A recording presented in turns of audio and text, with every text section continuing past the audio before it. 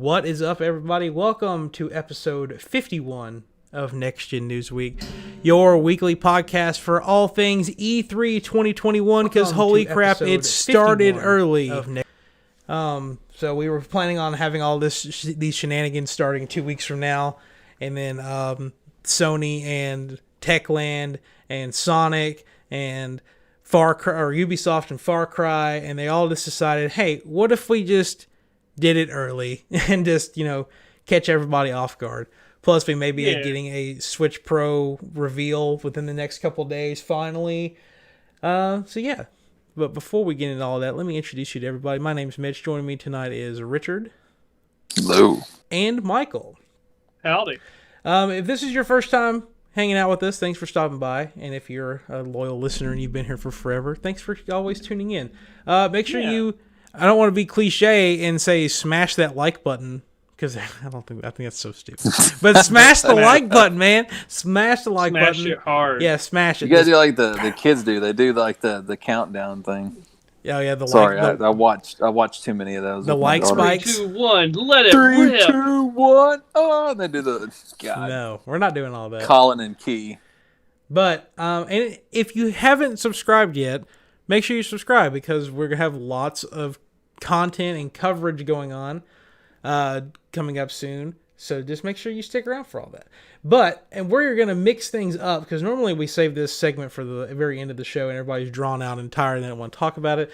But we're going to start with games we're playing, so we can kind of, get into the swing of things. So, Richard, would you like to start off with what games you've been playing? Yeah, I've been playing a small little... I don't know the name of the developer. I'm sorry for that. I think it's on everything, but I'm playing it on the Switch. It's called Heaven Dust, which is a complete knockoff of the original Resident Evil from like '97. But I mean, that's not a bad thing. So I'm having fun with that, and it's a cheap game. I think it's like $7 or $8. I should say inexpensive. It's not cheap. It's pretty good. And then I've also been playing the Survivalists on the PS5, which is the same people that made the Escapists, and it's pretty good as well. I mean, it's one of those survival games that has the kind of mechanics like Minecraft and stuff like that. So, but that's been fun, and outside of that, that's pretty much it. I finished 2 playthroughs of Resident Evil Village. I'm pretty sure I'm going to platinum that. I don't know exactly when, but I'm trying to break up the monotony of doing that with these other games. So. Yeah, that's where I'm at on those. You gotta space out those playthroughs so that. Yeah. Don't want to get too good. Yeah. Yeah, you don't want that. Yeah, not at all. Michael, you been playing anything cool? Well, I've been playing Genshin Impact again. Nice. Got back into that. So if you haven't played that in a while, they have this thing where you actually get a boost. As far as like items and weapons go, and if anyone who's been playing for a while knows how hard it is to farm the like weapon creation materials, you actually get a free catalyst, like a sword archetype. So to be able to upgrade that or get a new one or whatever. So that's always nice, just because it's so hard to farm for those. And then they recently announced they're about to, not announced, they've kind of teased it. They're going to do a crossover with their previous game, Honkai Impact 3rd. So I've been playing that, and that's a little bit more of a futuristic take. And I'm enjoying that. And then I'm going to get into some No Man's Sky here pretty soon, just to get in on that, what is it, the Expedition? Get that, the Mass Effect stuff. Yeah, the Mass Effect stuff. Because who doesn't want that? Right. We'll be swinging back around to the the Mass Effect stuff here in a little bit. I got this Kishi. Oh, you about to start doing some xClouding? I mean, I would like to. It works with nothing that I have been playing, as far as I can tell. So, bought an $80 peripheral. And it doesn't work with your Razer phone? It works with the Razer phone. It doesn't work with any games. Wait, Doesn't make any like sense. all the top games. I mean, besides maybe like Fortnite, and I'd rather just play that on my $3,000 computer. So have you tried going through the xCloud app on Android? No, I mean they have their own app with compatible games, and I'm like, they look like they look like they were made by Chinese developers. So I'm just like, they don't look appealing. So, I mean, if you want to, sometime I can give you my Game Pass stuff if you want to try it out. I'm pretty sure that thing is made to support the Razer Kishi, especially that they made a specific one for the Xbox too. And and as far as that goes, they are compatible, but like any other games, no. Gotcha. I finally decided to step out of my comfort zone, which has literally just been Call of Duty and Smash Brothers, which I'm still doing, but a lot less of it. Because I got on the Game Pass catalog the other day, and I was like, you know what? I'm going to see about some other stuff on here. So I was just looking for, optimized for next-gen stuff.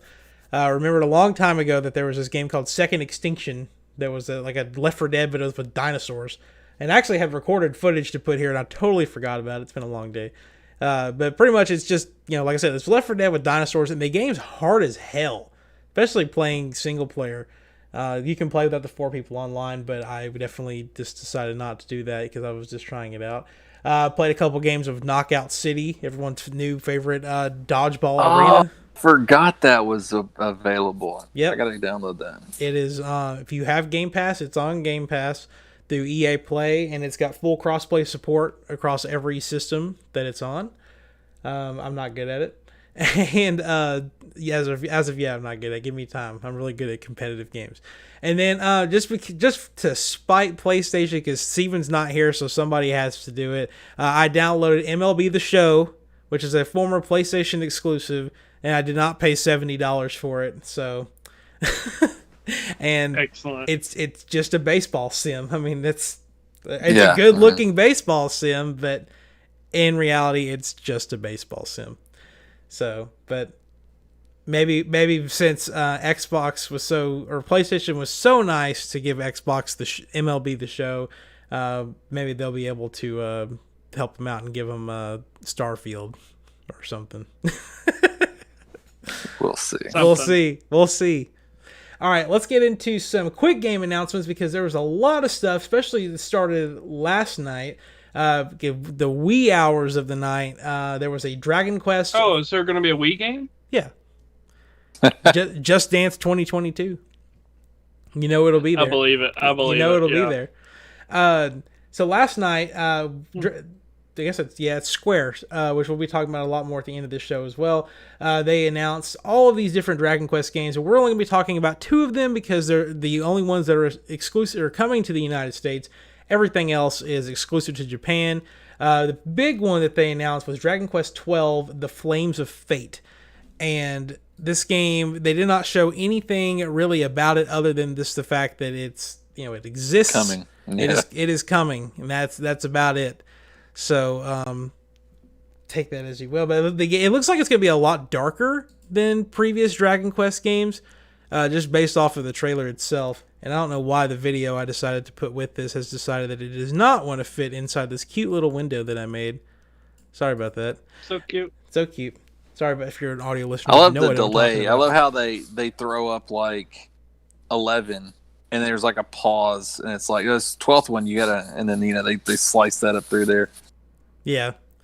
So they announced that, and I'm scared to click on this next video because I'm pretty sure it's not going to do what it's supposed to as well, but we're going to try it. Dragon Quest 3 is getting an HD 2D version, which if you are not familiar with that is the same style that, what is that game called? Octopath Traveler is in, and the new Project Triangle Strategy, which is coming out later this year as well. But they take on, it's just a modern take with updated visuals for Dragon Quest 3, which is a fan favorite amongst people who've pretty much been playing the series since it first came out. So if you're watching the video version, you are seeing this the new gameplay of it. I don't know if it showed the original at the beginning, but it's pretty much just, it did 3D visuals on with 2D sprites. Looks really cool. And then it does. It really does. And This actually happened, and I originally wasn't planning on talking about it because we just ran out of time and all these announcements coming. But there was a new Sonic games announced, Sonic Colors Ultimate, and did we decide that was the only Sonic game that was announced, and it was just a TV show as well? Well, no. There was another one that we didn't know the Sonic name Ultimate. It's Sonic Colors Ultimate. That's actually a remake of another game, that Sonic game. There is a new Sonic game, but it's they did not release a title. They said it's coming in 2022. Mm-hmm. And then they also announced an Origins collection that has I think 4 or 5 of the older titles. But again, they didn't put a release date on that either. Yeah. And then two animated features. One being a 2-part animated series. Was it Color of Wisps or Ghost of something of Wisps? It's really hard to figure out what it is because there's Ori in the Will of the Wisps. So Ori in the Will of the Wisps. I just want to keep saying that, and that's not what it is. Yeah, I know. There's a 2-part Sonic animated thing. It's something of the Wisps. And then there's a 24 episode series coming to Netflix, which is also next year. So yeah, they're celebrating his 30th anniversary this year by putting out a lot of stuff next year. So I mean, if you think about it, that's kind of what happened with Mario. They didn't finally confirm the 35th anniversary celebration until September of last year, and then all the events ran through March of this year. And we're halfway through 2021, and they have the only Nintendo official that's even acknowledged the 35th anniversary of Zelda is the director for Smash Brothers through an event that we were talking about earlier. Oh. But Nintendo hasn't even acknowledged that it's the 35th anniversary of Zelda as of yet. Well, hopefully they'll tell us all the cool shit we'll get next year to celebrate. Yeah. Breath of the Wild 2 will be out in April, and only available on the Switch Pro. Yeah, the new the new Nintendo Switch. Yeah, the new Nintendo Switch XL plus 3D. But speaking of Nintendo, it was kind of odd. Nintendo kind of got a bunch of their. We've been talking about this several weeks in a row. I mean, smack my microphone. Sorry. Several weeks in a row about Nintendo kind of just dropping these Twitter announcements to get a lot of stuff out of the way before they go into E3. And yesterday's announcement was that they gave out all the release dates for every Pokemon game that is currently in development. So Pokemon Diamond and Pearl are coming out on November 19th. And surprisingly, Pokemon Legends Arceus is coming out January 28th. And I was in the camp that game was not going to come out until probably that March, April time frame, and not 2 months. I think it still will. You think it'll get delayed again? It'll get delayed. I would be surprised, honestly. I want to see another trailer with new footage, because I don't know how old that footage in that last trailer was, but it looks like butt. I mean, it does. Now, the next headline, we were talking about this earlier, No Man's Sky getting a legendary crossover event with Mass Effect, where Mass Effect's iconic ship, the Normandy, has popped up and through an expedition. Now, Michael, have you played any of this? Do you have any? I have not. I haven't played any of it. I think Richard has, though. I've completed the expedition. Okay. Yeah, I've got it. About how long does it take to do everything? It depends, because one of the hardest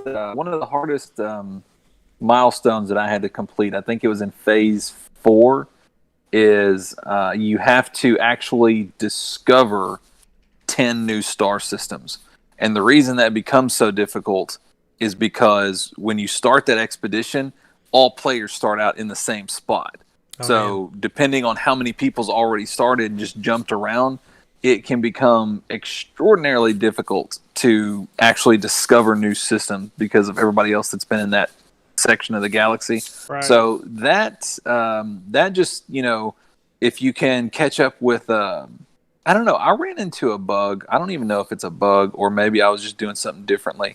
Usually when you go to, I can't remember if it's Polo or Nada, one of those will give you either coordinates to the Atlas or to a black hole. For whatever reason, I could not get that dialogue to trigger with him. So I couldn't get a black hole queued up. So I literally I don't know how many times I had to jump. Eventually, I found the 10-star systems, but I can't really put a time frame on that. The rest of the stuff is actually not that difficult to do, especially Phase 5. I missed the first expedition, so I'll say that after completing this one, you can look ahead to the different phases. You don't have to complete them in order. So even if you're on Phase 1, if you're just in a spot where you can complete one of the milestones in a later phase, go ahead and do it. The only time that it becomes where you have to do them in order is Phase 5.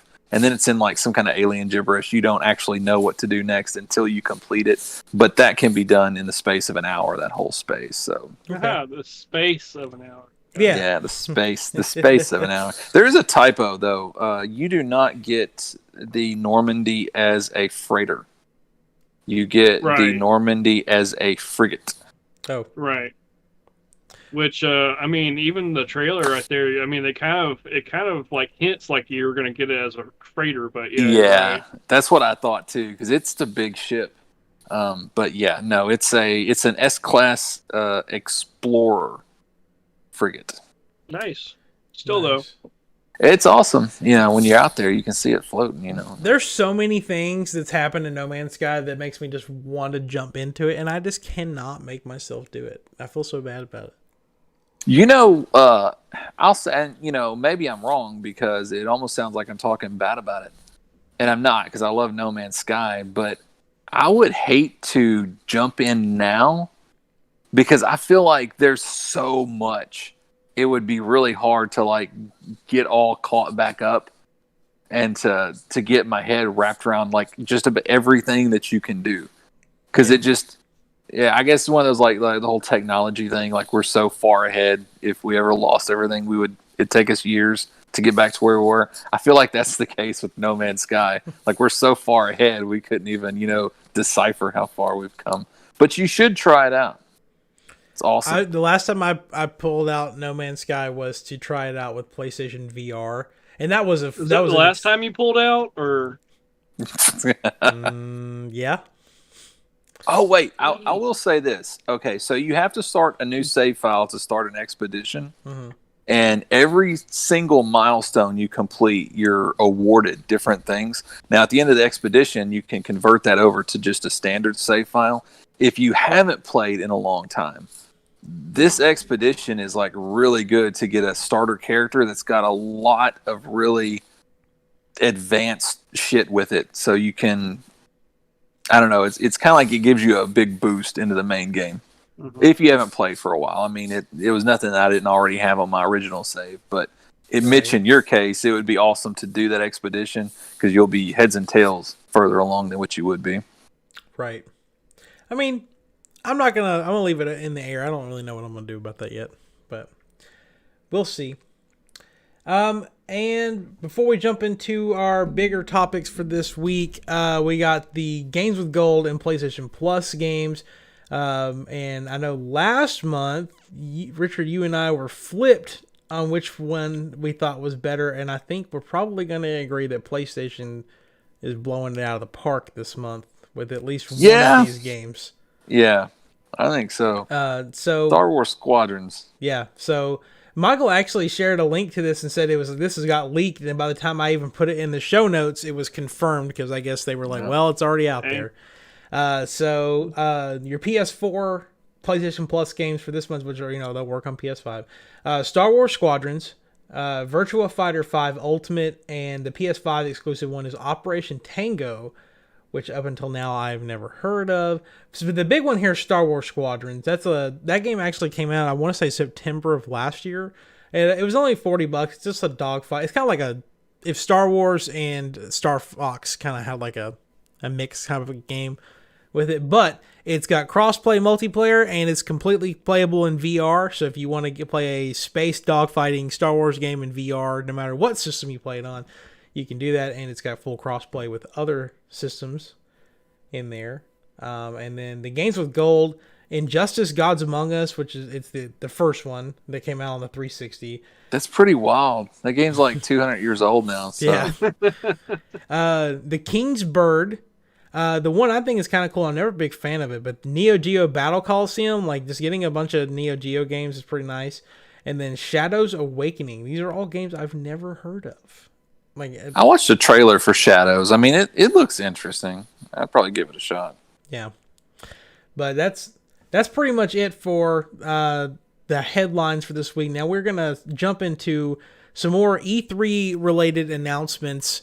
So this week's big E3 topics, we're going to be spending time talking about what Sony and Square Enix are bringing to E3.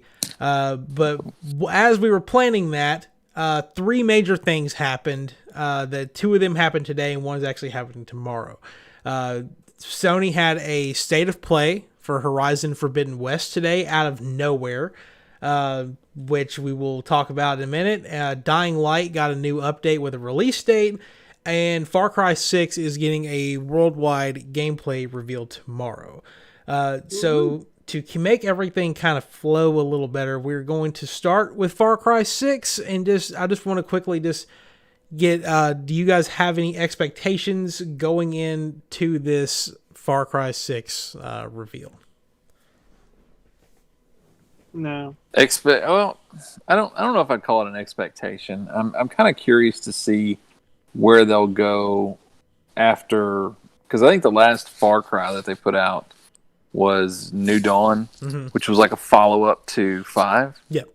And, you know, that sort of had like a big emphasis on gathering resources to boost this. I wouldn't really call it city building, but you had to gather these resources to build up different parts of the infrastructure of like your base.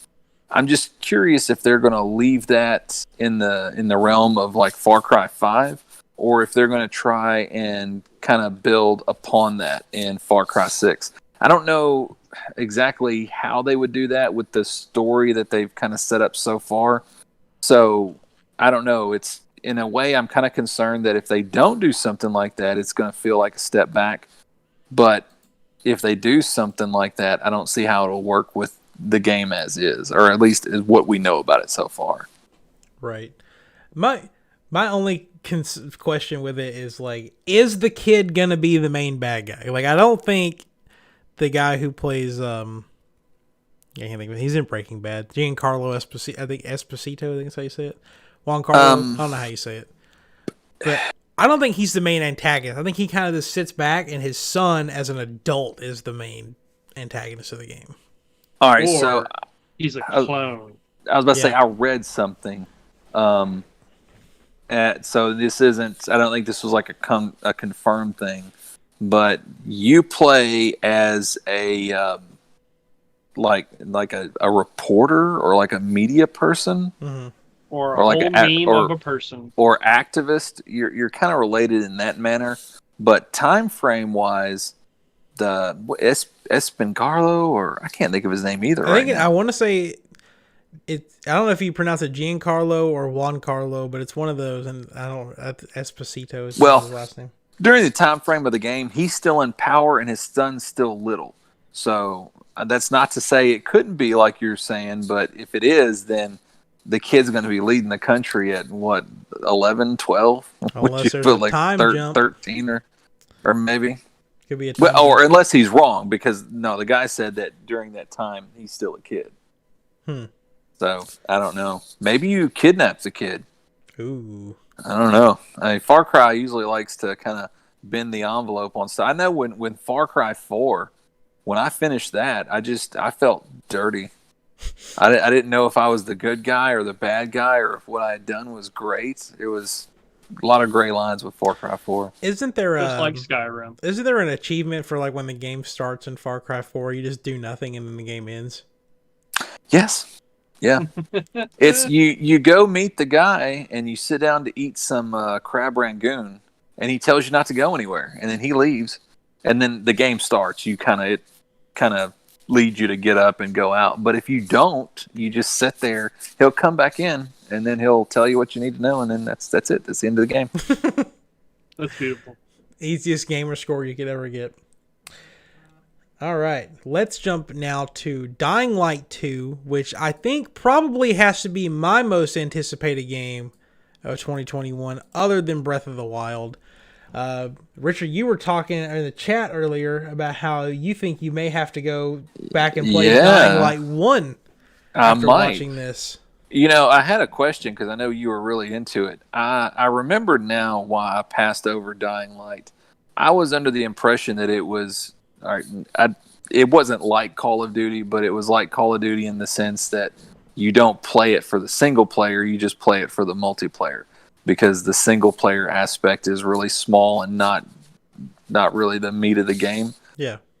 And that may be the case. I don't know. I would ask, is that the case? No, Dying Light, they recently added a multiplayer, it's like a PvP VE. So you're like, it's humans fighting humans, but there's infected around. But that's never been the premise of the game. It's been the running through the campaign of the game, but you can do it with up to 4 players. Gotcha. So, okay. Yeah. So it is really fun. It's a first person zombie survival RPG. So you have full skill trees with, I think in the new one there's going to be branching paths down it, but in the first one it's very plain. Yeah, because they talked about the different factions and stuff that, and decisions there was a lot of stuff that I found very appealing in what was revealed. So I may actually go back and revisit Dying Light. So you can get the base game for about $10 if you buy it digitally, but they did announce that there is going to be, I want to say it's called the Platinum Collection, which is every DLC for Dying Light in one bundle. I don't know, it's probably going to be $60 if you wanted to do that. But all you really need to get going is the Dying Light base game and the following DLC, which you only have to buy that up front. And that DLC is like $20 by itself. But that's the additional story, and they have a bunch of different packs. They've got crossover stuff. They got a Left 4 Dead crossover, so they added all the melee weapons. It's very like the game kind of forces you to do a lot of melee combat, and then you get access to guns later once they think that you've kind of gotten your fill of the melee weapons in the game. But it's very fun. It's a fast paced game. As you've probably seen in the trailer, there's parkour elements to it. This game looks like it's added a paraglider. I guess every game's going to adopt the paraglider method now. In the first game, you got a grappling hook at the thing at like level 12, and it literally turned you into Spider-Man. Like you could just look at a building and jump and hit the grappling hook, and it would pull you to that, and then you could just jump and grab another building and just zip around the map. It was so fun. It still is fun. Let's check that out. It still is fun. But of course, the big thing that separates this game from like ever the zombie games is that like when it's nighttime outside is when all hell breaks loose, and it really does. Like the infected in this game are relentless, especially at night because you can't see shit. They are weak to like UV lights, but they don't like go very far, so it doesn't really help your field of view. But if they get too close to you, you can stun them to get them off of you. But man, in my opinion, the first game is one of those modern masterpiece games. But I'm also really big into zombie games, so I could go on and on about this. But I will check it out. It's a lot of fun, especially if you play on PC because you can mod the zombies to be Barney and. The typical modding community where as soon as a game comes out, somebody is getting turned into Thomas the Tank Engine and Thomas the Tank Engine and Barney. Yeah, like poor Lady Dimitrescu from Resident Evil. Man, she got 10 minutes to herself before somebody turned her into Thomas. The poor thing. I think my favorite mod of that so far is where her hat slowly gets bigger. Yeah, I saw that one. Have you seen that, favorite. Richard? I have not. Every time it's like a mod where every time you look at her hat grows bigger. It just expands out. It amazes me like the obsession with that character, and I don't want to spoil anything, but it's like that. It's almost like when you hear about Resident Evil Village, everybody wants to talk about Lady D, but then when you play it, you realize just the small part that she's in. Like it blows me away. I saw. I actually have a screen recorded. I haven't sent it over yet. I saw it on iFunny. It was a clip where someone had I guess it's the scene, and I'm not trying to spoil anything. So take like if you don't want to hear anything about Resident Evil Village, just cover your ears for about maybe 2 minutes. But there's a scene where it has all of the main villains and Mother Miranda, like, and I guess you're handcuffed or something, and they're all bickering back and forth at each other. And, but someone went over the voice work and they changed it to where Lady Dimitrescu is getting on to the old man, I can't remember what his name is, about how he doesn't own Uno for the Xbox 360. And they're just yelling at him like, what do you mean you don't have Uno for the 360? Everyone got Uno for the 360. You stupid man thing. Oh, that's fucking great. It is great. All right, let's jump over. We'll use this as a segue to get into the PlayStation stuff for E3. Today, kind of kick things off with a Horizon Forbidden West state of play, which, if you are not familiar, this game is, well, one, it's a gorgeous set piece and a next-gen showcase for Sony going forward. I'm trying to make sure the video is not like all zoomed out funny like the other ones were. Sorry if you're an audio listener. So I didn't actually have time to sit through and watch this entire presentation. The game looks so much better than the first one did. And if you have played Horizon Zero Dawn, you will know that Aloy, who's the main character, her facial animations and just everything about her sometimes looks really goofy, and they look like they fixed a lot of that stuff, at least from what they've shown off so far in this. But it looks like you're going to be expanding outward from the main area of the game, and she's got a lot of new gear with her, and including a hook shot and a paraglider. So again, keeping with that trend of all the paraglider, every new game, Zelda paved the way for every game to have paragliders. Are going to be coming to Elder Scrolls. Of anything that it could inspire, the paraglider. You know, they actually originally intended to have the hook shot in Breath of the Wild, but they cut it because they were like, no, people should climb stuff instead. Like, no, give me the hook shot. The hook shot would be really convenient. Or the double claw shot. That's what I want. So anyway, the video you're seeing, if you're watching the video version, is this is the entire presentation for the state of play for Horizon Forbidden West. Like I said, the game looks visually gorgeous. Just looking at this stuff, it's got more of a like coastal approach to it instead of being like in the same like wooded area with mountains on it. And as we've talked about before, they've kind of made it to where the game is completely like open world. So you can climb everything now. You can't just like look at a mountain and be like, boy, I wish I could just clip my way up that thing. You can, anywhere you go, pretty much you can climb up it. They're going to have lots of new monster varieties, lots more human enemies in the game. I imagine the core mechanics are staying the same. This is actually about where I got in the trailer for. I was like, oh, I have a podcast to record, so I didn't really watch anything past this.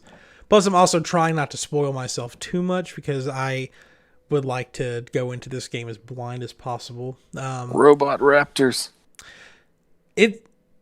Yeah, like you get to like ride them and stuff. Like you unlock the ability in the first game to turn the different beasts into your pets or your steeds or whatever you want to call it. I'll tell you what though, and Richard, you said you haven't played the first one, right?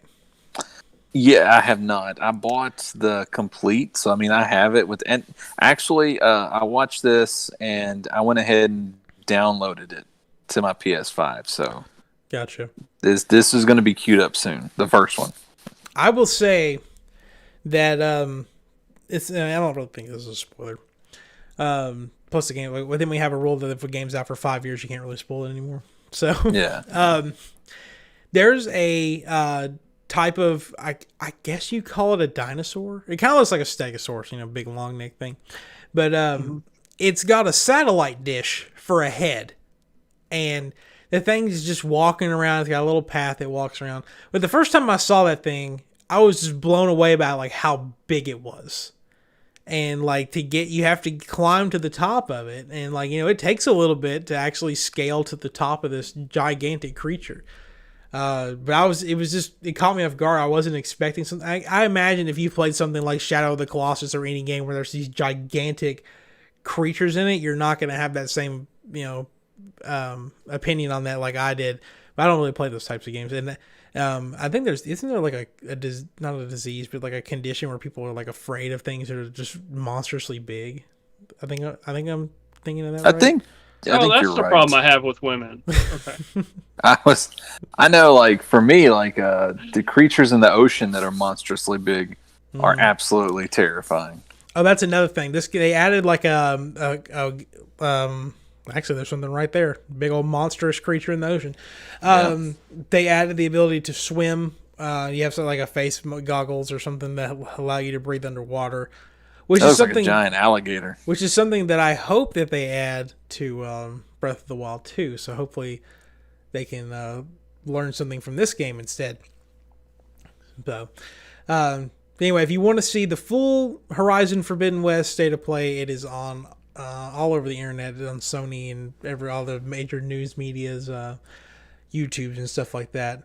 Let's jump from there over to the other games that may be shown off for E3 for PlayStation. We'll start with PlayStation, then we'll go to Square, because there's a lot of games for Square, and we know that there's about 25 PlayStation 5 exclusive games in development, but we only really know about 2 other ones, being God of War Ragnarok, which I thought was the official name of the game, but come to find out that is just a name that people have given it, and that is not the actual name of the game, but we're going to keep calling it God of War Ragnarok. Gran Turismo 7, and as far as PlayStation first-party IPs, that's it as far as stuff that we know about that's coming sometime soon. On this list, I did put that they may share some more Horizon Forbidden West details, because it was really weird that they didn't give a release date, which makes me think that maybe Horizon's going to end up being their holiday title, and God of War got delayed out of this year, which seems like a very feasible thing to have happened. And then just stuff that may show up at their event, Call of Duty 2021. They've got the exclusivity for marketing for Call of Duty games for probably another 3 years. And then I think, this is just me going on a whim here, I think they're finally going to show off the PSVR 2, like the headset, and some new games for it. Because they showed off the controllers back in like February, just out of the blue. They're like, "Hey, here's a PlayStation blog post. We thought you might like to see these controllers," and that's been the end of it. Are there any games from PlayStation that either one of you would like to see show up that aren't on this list? First party or third party games that are exclusive for PlayStation? I don't know. I have a gut feeling that it looks kind of slim with their first party offerings and stuff like that. I kind of think there's going to be a couple of surprises in there. Maybe new IPs, because I think we talked about it a little bit last week, how Sony Studios has like 25 or 30 different things in development right now. Yep. So I kind of feel like they're gonna take the opportunity at this E3, which did they ever say they were coming to E3? Are we So this is the thing, is that they have not confirmed to be at E3, but it's likely they're expected to have some kind of presentation. Yeah, more likely they'll have something. I don't know if we'll see God of War Ragnarok either. Simply, I mean, we may get maybe like a teaser trailer or something, but I do think that's probably next year, not this year. Gran Turismo 7, that may be this year. That might be a fall thing. I do think the holiday will be about Horizon, but I think there's going to be a lot of surprises that they're going to come with. I think a lot of the stuff that we are going to see are probably going to be new IP stuff, and they're just going to kind of maybe push the PS5 up. This is what we're going to do. This is what you have to look forward to, and really take that opportunity to really push forward with what Sony Studios is doing. But it's kind of hard to guesstimate on what that's going to be, simply because I think the majority of it's going to be just new stuff. That, and maybe we'll finally get the update for the M.2 SSDs for the PlayStation. They'll just drop it at E3, and then there'll be a massive shortage on M.2 hard drives, and I won't be able to find one. Michael, anything to add to that list? I know you don't even have a PlayStation 5, but I mean, any PlayStation exclusives you'd like to see show back up on the PS5? that's not listed?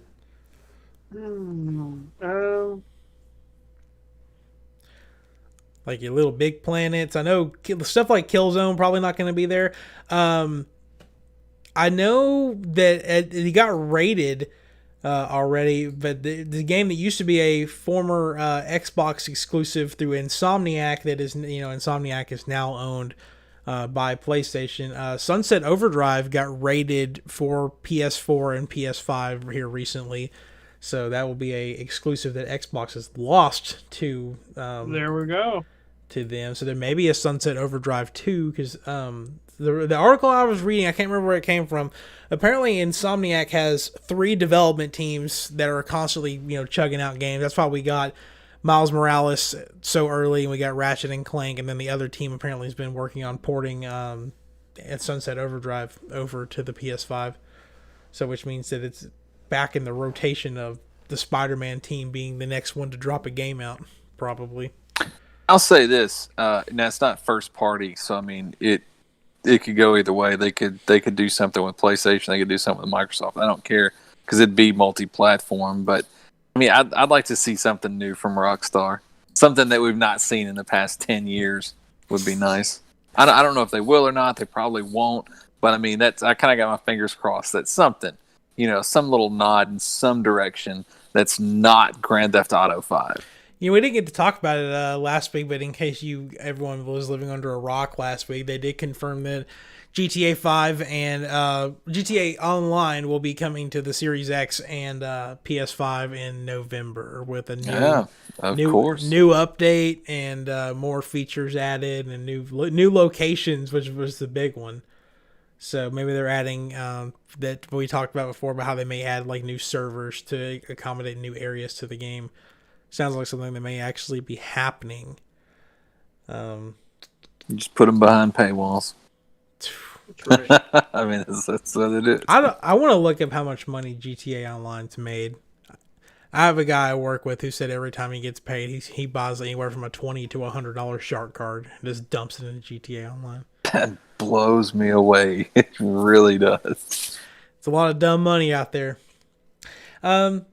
All right, so we'll switch gears from PlayStation to talk about Square Enix. So we got a list of games that are in development and some DLC to talk about, and then a couple of rumored games. And there's one of them on this list that I think really is going to resonate with Richard a lot. Oh yeah, if it's true. Yeah. So just to go through a couple of these first ones, Life is Strange: True Colors. That doesn't have a release date, but it is in development. Forspoken, which is a game that they showed off during the original PS5 showcase, which back then it was called Project Athia. That game looks awesome. Final Fantasy 16. It is a timed exclusive for PS5. I think it's got a 1-year exclusivity. Maybe it's 2. Maybe this is the one that's got a 2-year exclusivity. So that, I'm sure will be there. It be in the show somehow or another. New DLC for Outriders and Avengers. I think Avengers just got a Black Widow DLC. I think I saw. Is that right? I think so. It was something. I know Black Panther's the big one that's coming. I swear I saw something about like a Black Widow DLC. It looked like it was a tie-in for the movie. Unless it was just like fan art or something.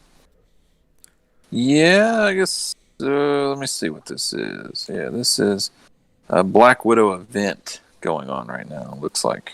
Gotcha.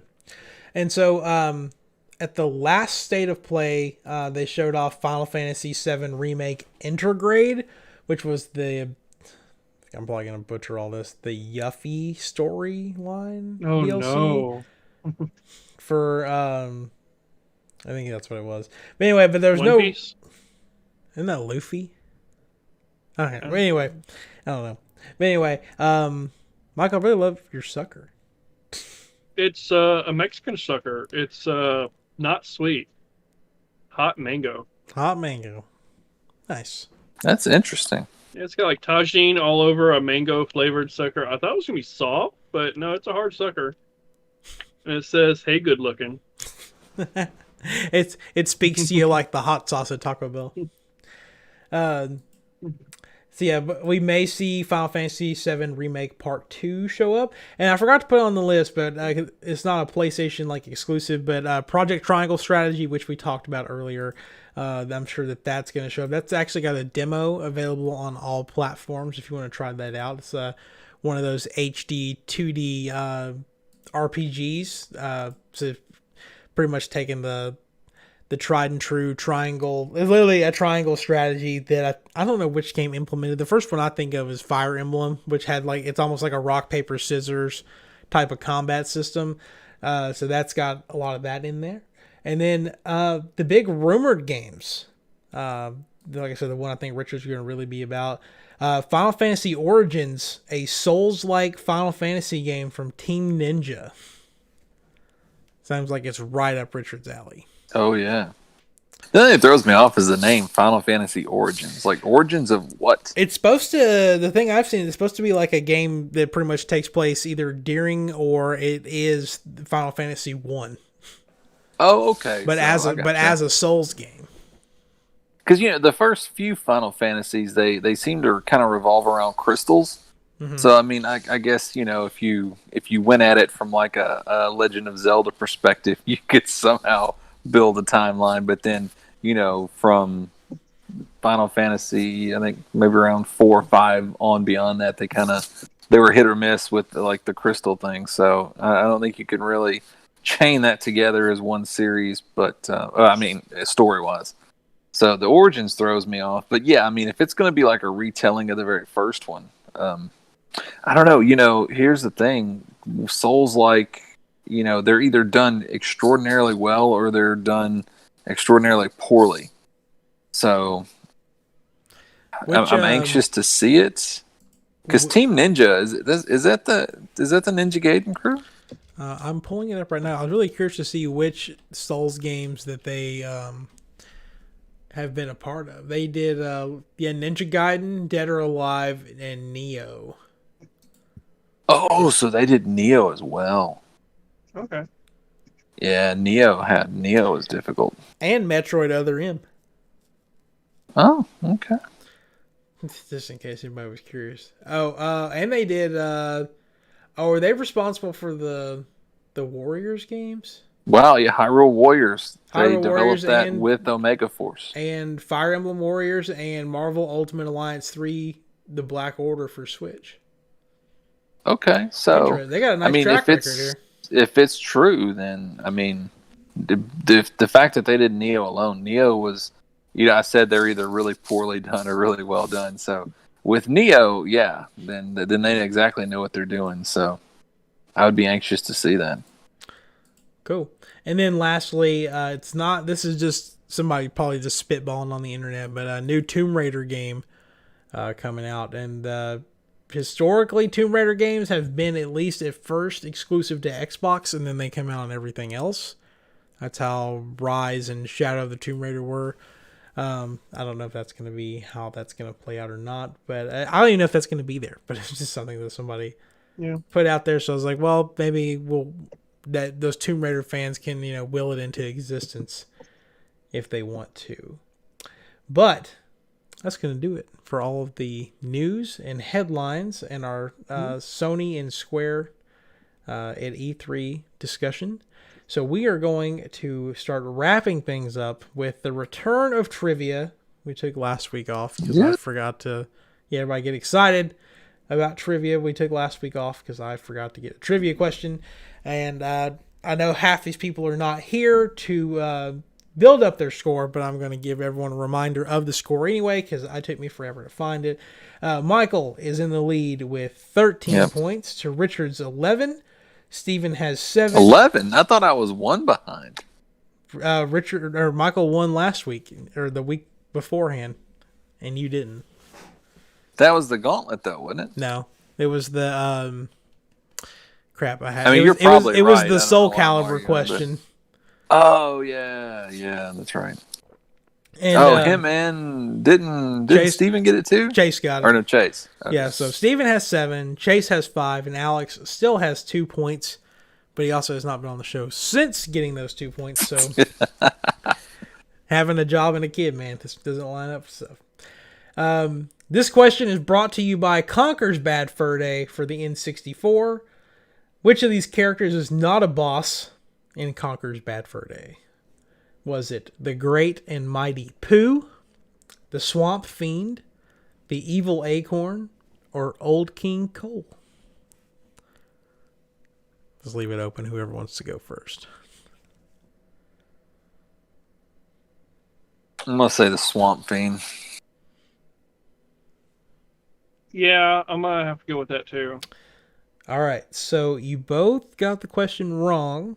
The correct answer was Old King Cole, who was a boss in Banjo-Tooie and not Conker's Bad Fur Day. And if you're curious, please go look up the boss fight between Conker and the Great Mighty Pooh on YouTube, because it's just a gigantic runny shit that just cusses at Conker. Pretty great. It was not. I've never played Conker's Bad Fur Day. I own it. I've never played. It's pretty much just like a rated R version of Banjo and Donkey Kong 64. I guess I've heard a lot about it. I've never played it. They actually there's a custom mod for Smash 64 out called Smash Remix, and they just added Conker as a playable character and expanded the roster from 12 characters to I think 24. That sounds right. So they're actually like demaking all of these characters from Smash Ultimate and putting them in Smash 64. It's really cool if you ever want to check that out. But with that, we're going to go ahead and start wrapping up. Michael, we'll start with you. Would you like to plug anything that you are doing or anything on the internet you want people to know about? Oh man, there was something. I don't remember now. But I mean, you can always follow me at stalledaction.com. I plug all my socials there. And I'm trying to stay more consistent with Spacey Sundays. So we're probably going to definitely stream No Man's Sky this Sunday. Nice. Richard, how's everything going at Board Game Renovation? It's renovation. Okay. It's moving forward. My electrician, my shop is now officially powered. So video can commence. So there will be new content on the way extremely soon.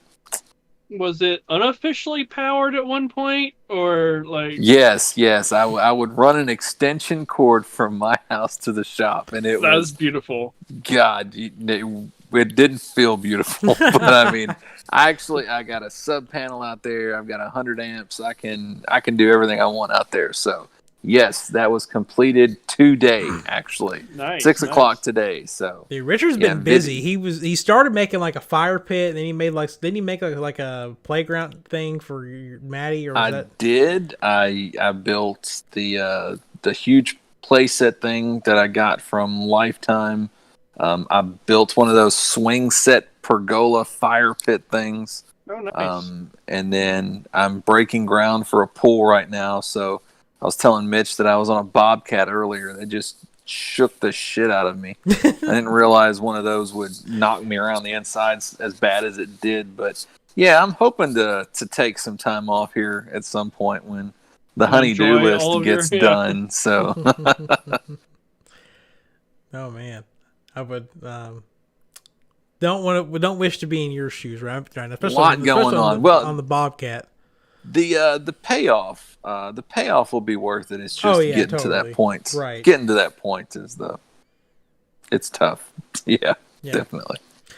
All right, if you want to find me on anywhere, Meechflow on Twitch and Twitter. I also recently updated my shop on Redbubble with some new designs, including a really cool Next Gen Newsweek shirt. So if you want to check that out, it's meechflow.redbubble.com. And there was something else I was going to plug. I'm still keeping the, the Summer Games Done Quick schedule in the description. So if you missed the announcement last week that is going on, I think it's happening next month, shortly after E3. If you want to check out anything going on with that, it's a fundraiser for Doctors Without Borders, and they do a lot of speed runs for games, especially like a bunch of crazy stuff like doing Castlevania in like 5 minutes or whatever it was. So make sure you check that out. And other than that, I don't have anything. And Keon's RP says, Richard, you have a lot of stuff you're doing. So. I do. Sucks. And Michael's keeper. Are you drinking a twisted tea on the clock? The clock? On the clock. But yes. I'm going to have to speak to your manager. This is after hours. Yeah, this is the Next Gen After Dark show. All right. Where we have some plugins to show you. Oh. All right, everybody. That is going to do it for episode 51 of Next Gen News Week. We'll be back. We're trying to figure out a cast for next week because I think Richard's going to try to take a day off because next week is about Xbox and Bethesda. So we'll be, yeah, there it is. So we're trying to figure out who all will be joining us for that bit. Hopefully everything works out with Stevens and he can be on, and maybe some special guests if Richard can't make it or chooses not to make it next week. I mean, there's no problem. I could make it. It's strictly a matter of choice. So what y'all missed though before we started recording is Richard actually having a stable conversation about what games Bethesda might show up, and he didn't cuss out Todd Howard in the process. So that's right. So I gotta. It is possible. I don't know. We'll It see. is possible. I may pop up in the comments section just to throw expletives at. That's the best we can hope for. Yeah. Anyway, look forward to that, and we will see you all next week. This week's episode is brought to you by small time sellers, small time developers. I mean, they're doing a lot out there. So show your support. Buy something from somebody. If it's your friend, buy it full price. I mean, they put love into that. Y'all have a good night. It took him 51 episodes to not give some dumb answer.